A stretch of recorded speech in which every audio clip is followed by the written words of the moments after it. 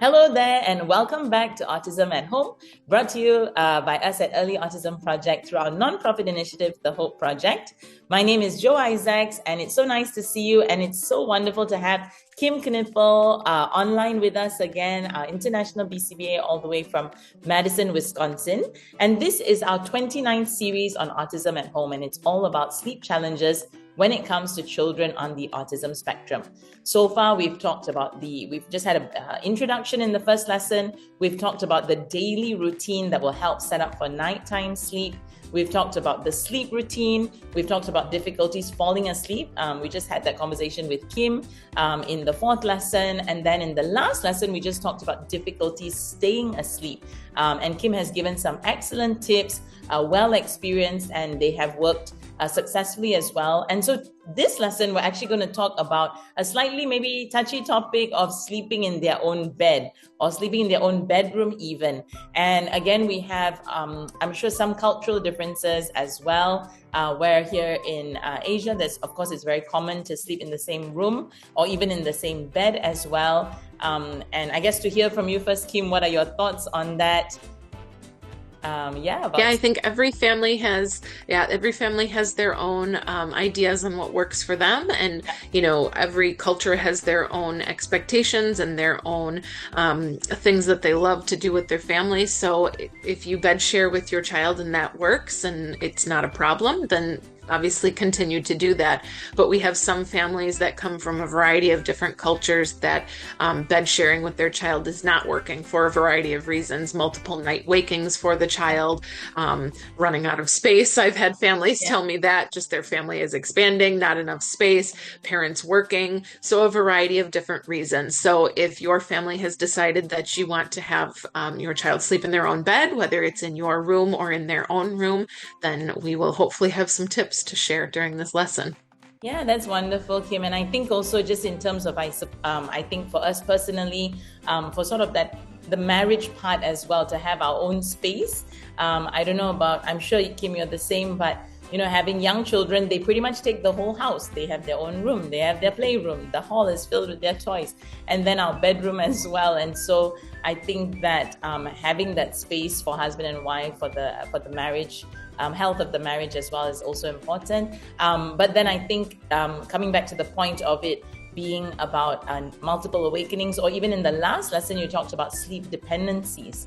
And that's the other thing where then a child may rely on the body heat, the warmth, the presence of mom or dad in order to fall asleep. And so that's where we were talking a bit about that, of helping a child fall asleep on their own and stay asleep has so much to do with those sleep dependencies.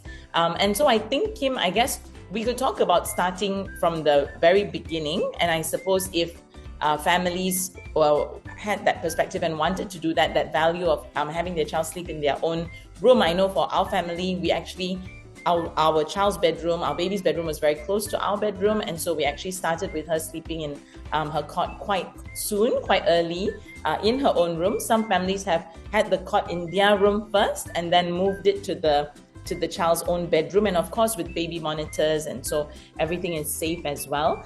Do you have any thoughts or tips on that, on the starting, like if we started straight up from the very beginning, what is, I guess, best practice or recommended? Yeah. Usually you start with a newborn in your own room, right? Yeah. That's usually how it's recommended. Have them in their little bassinet next to the bed. As they get a little bit older and can sleep a little bit longer through the night, usually about 6 months to 1 year is when the recommendation is for the child to transition into their own room and their own bed that way. So if we're starting right away from a newborn, that would be some of the typical recommendations. Newborn babies sleep in the room. It's just easier for nighttime feedings and nursings and all of that.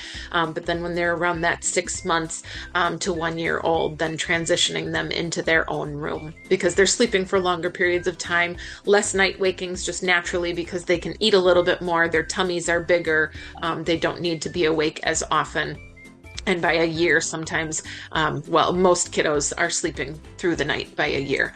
So my daughter was not, but most, they're supposed to be. Well, that's a great advice, and thank you so much for that, Kim. I think that actually is more straightforward, because then at that young age, it's less, I guess you'll have less opposition from the child as well. But I guess what if parents have passed that window and now maybe their son or daughter is 3 to 5, or maybe even 6 to 8, maybe even 10 to 12.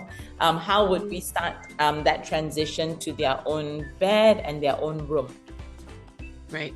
It's going to be a lot harder because there's what we call a learning history, right? That child has learned, I sleep with mom and dad, or I sleep in this room. This is what I do.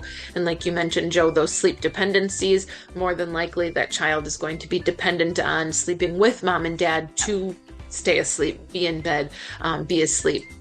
So there's a lot of factors that come into play. So I would encourage families or individuals who are watching these videos to go back and really watch the 2 previous lessons that talk about falling asleep and kind of staying asleep in those sleep dependencies, because that will give a lot of clues as well. But then you will also have to do some additional transitioning with the bed, whether it's moving the cot, if it, the child is in the bed with mom and dad, and then we move them to their own cot right next to the bed, and then gradually transitioning it into their bedroom further and further away, making sure those sleep dependencies are not there, trying to eliminate those, teaching the child to fall asleep on their own, looking at that waking window, like we talked about in the previous lessons too, to make sure the child is really tired and ready for sleep when you put them in bed, so that we can really work on them falling asleep on their own.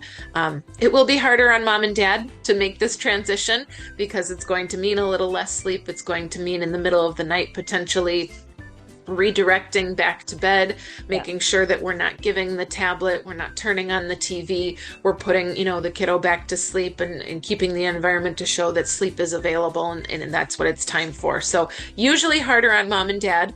I think it breaks our heart sometimes too to, lose our baby in our bed sometimes, no matter what age they are, right? But it will be, if you're ready to make that change as a family, then sticking with it and being consistent will be really helpful.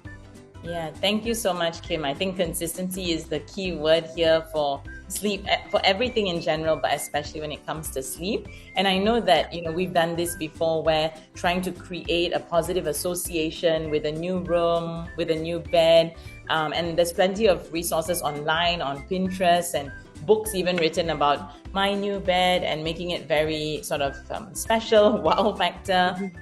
Some parents might even decorate the room. And of course, depending on where a child is at on the spectrum, having that social story of I'm a big boy now, I'm going to have my own bedroom, my own big bed. We do this so much in our work with making sure reinforcement is the main part of our work and of ABA. And so having, let's say, the comforter, the bed sheets, the decorations in the room are sort of what they love. I think all of that would make it very more motivating, maybe. And we've also done rewards, right, Kim, for you as well. When a child sleeps in their own bed through the night, in the morning there might be a big reward or a sticker or some sort of like treat or something like that that can just reinforce that. So thank you so much, Kim. Did you have any other thoughts or tips on that? No, I think that was it. Just be consistent, stick with it. Thank you so much. And we'll see you all in the next lesson, the final lesson actually, and that's on fading naps. See you soon. Thank you very much for joining us today, and please do not hesitate to contact us if you need more personalized support. With the amount of interest we have received online, we have actually started providing international online services and have worked over the years with clients in other states of Malaysia, Singapore, Indonesia, Philippines, China, Kuwait, New Zealand, and Switzerland. So do get in touch with us for more information by scanning this QR code. And if you haven't already, do check out our online resource platform, Autism at Home, which has all the lesson videos, corresponding articles, and downloadables available for you for an extremely nominal donation of just $1 monthly. Stay updated through our social media platforms, YouTube, Facebook, and Instagram, and do click on the subscribe and follow buttons to get more information. Thank you for watching, and we'll see you very soon.